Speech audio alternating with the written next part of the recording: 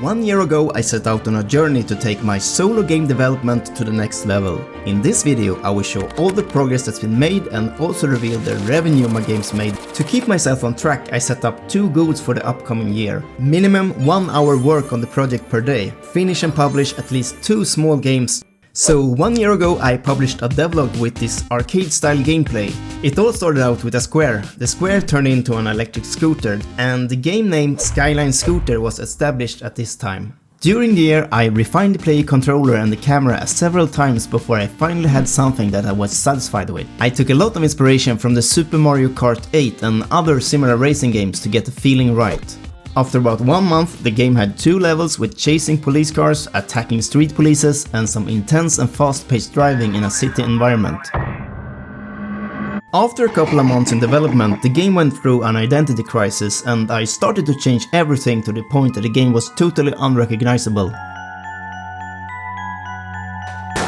The green guy suddenly became Cursed Red Girl and the game started to look like a kind of horror shooter. At this point I knew I had to take a break from the game and work at something else for a while, just to clear my head and hopefully come back with fresh eyes on the project. So during a 2 weeks period I made a small infinite runner game about a baby Dino. Maybe you can tell where I got the inspiration for this game from.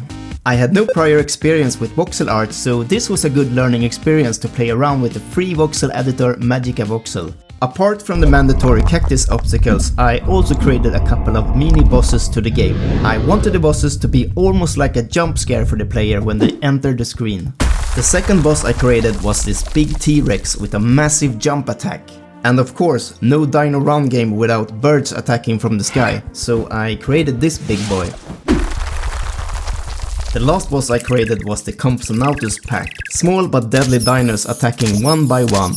The game actually got finished and published on itch.io with 0 bugs and a perfect difficulty curve. After finishing the Baby Dino game, I went back to continue to work with Skyline Scooter. Fast forward a couple of months, new mechanics were added, like the ability to take down NPCs for coins. And to make the game even more chaotic, I added enemies shooting at the player from distance. Pick it up, pick it up, pick it up, pick it up. You see the drippy, I'm fitted up. Hop in my car and the giddy up. Secure the bag, yeah, I get the bus. Pick it up, pick it up. To bring the same chaos up to the roof levels, I also added helicopters with a special police force. These new levels really do test the player's skills to stay on the scooter throughout the course.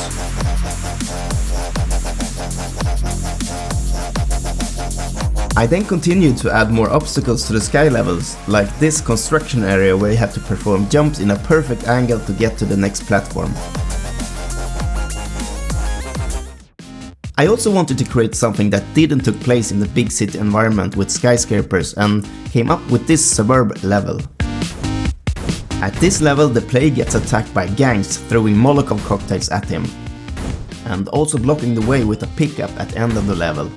As the scope of Skyline Scooters got bigger and bigger, I knew I had to do another small game project to be able to reach the 2 finished game goal for the year. For this to happen, I chose to participate in the Fireside Game Jam, hosted by game developer Helper Weasley, and the theme this year was Guide. To guide, to be guided, guiding, whatever. To not lose any development time, I went with the first idea that popped in my head and I decided to make a skiing game, heavily inspired by the classic Windows game Ski Free. But instead of skiing alone, your mission this time was to safely guide a group of skiers downhill a mountain. I created a very simple controller that changes direction for the player every time you press base. I then also added a leaderboard to the game and it totally blew my mind how many people actually played the game to put their names at the scoreboard.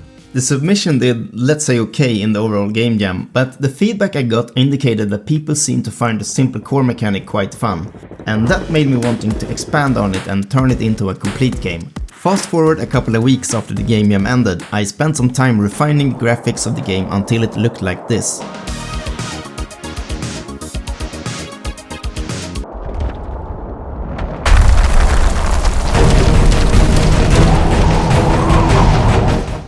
I made some player characters to choose from, created an avalanche and some grumpy goats blocking the way for the player. And this is where the current state of the project is today. As some of you have pointed out in the comments, the best fit for this game would probably be for a mobile platform.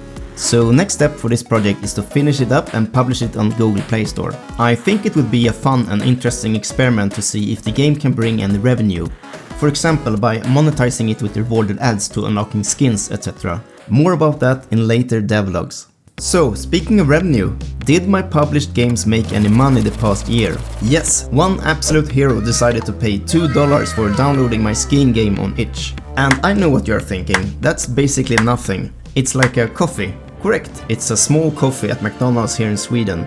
But you know what? That one coffee tasted so good, knowing that someone actually enjoyed a game I made, willing to pay for it. And I'm more motivated than ever to keep making games, become better at every skill there is, join more game jams and make more crappy games. Hopefully less crappy, of course.